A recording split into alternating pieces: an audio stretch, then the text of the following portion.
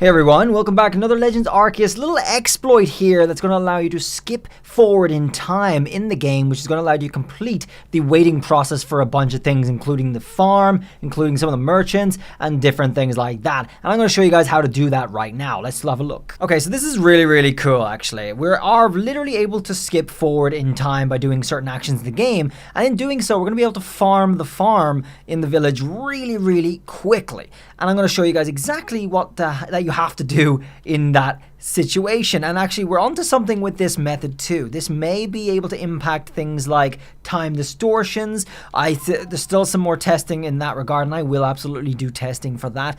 And other certain things in the game too, like getting shinies as well, because what we're doing in essence is skipping frames. Okay, so here we are in the game right now. I just finished catching my shiny from the testing of forcing a shiny in an outbreak, and we have very good results for that, guys. More stuff on that coming very soon. And I'm going to go back to the village right now, because let's say I want to farm mints to change the natures of my Pokemon. I'll just show you guys what I'm talking about. I'll actually do a bunch of I suppose not daily events, but events that you have to wait for in order to reset them. So I'll do a couple of those right now in the village. Let's go head back to the village here.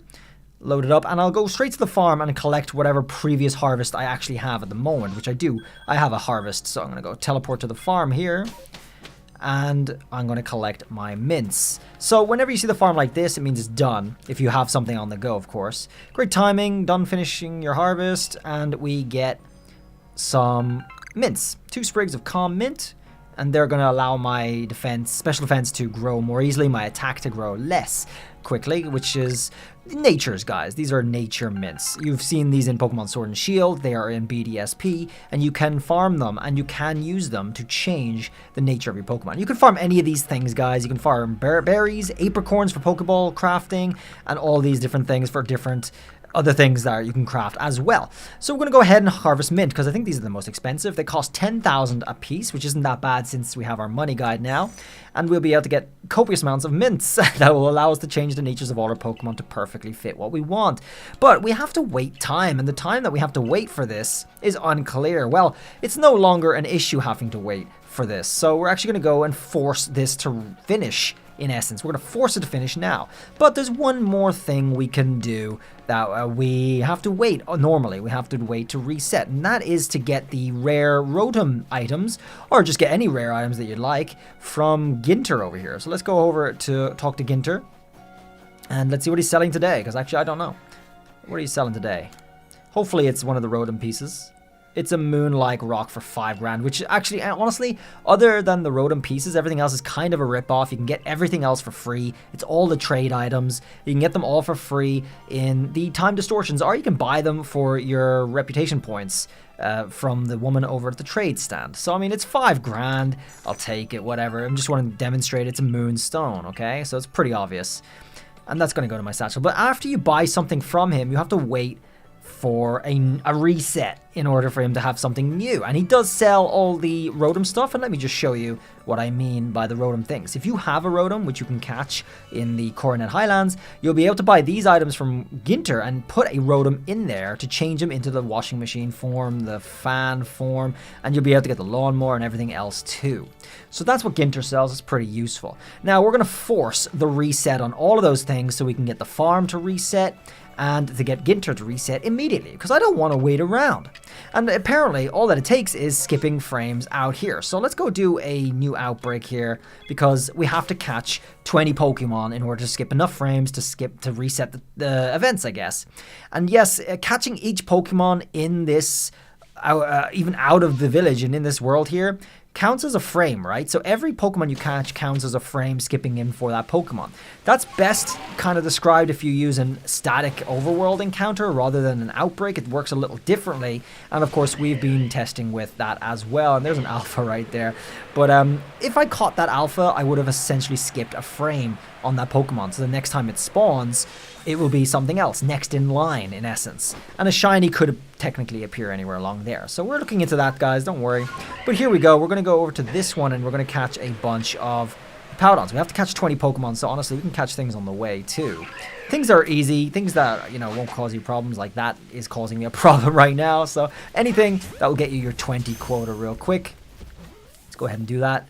think the hippos are right over here somewhere.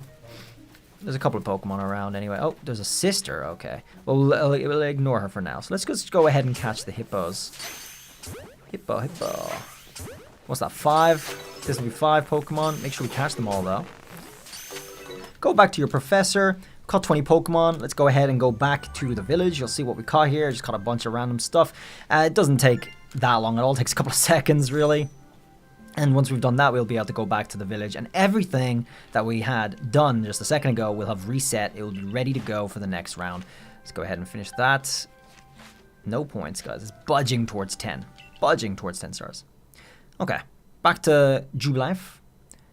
And I'll show you what's up right now.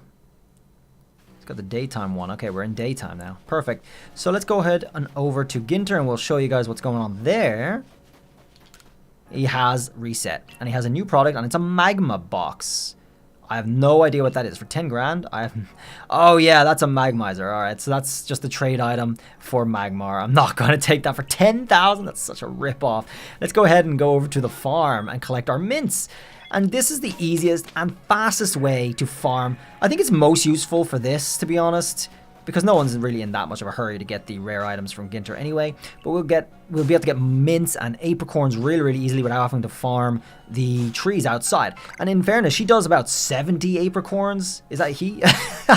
He does about 70 apricorns, 50 to 70 or so apricorns per harvest, I think. So that's a really good way to get apricorns if you've been struggling to get those. Mints, of course, we just get our mints, and we'll be able to get a much bigger variety very quickly. We barely got anything that time, so we got really unlucky for that one. But you can just keep going and rinse and repeat, guys.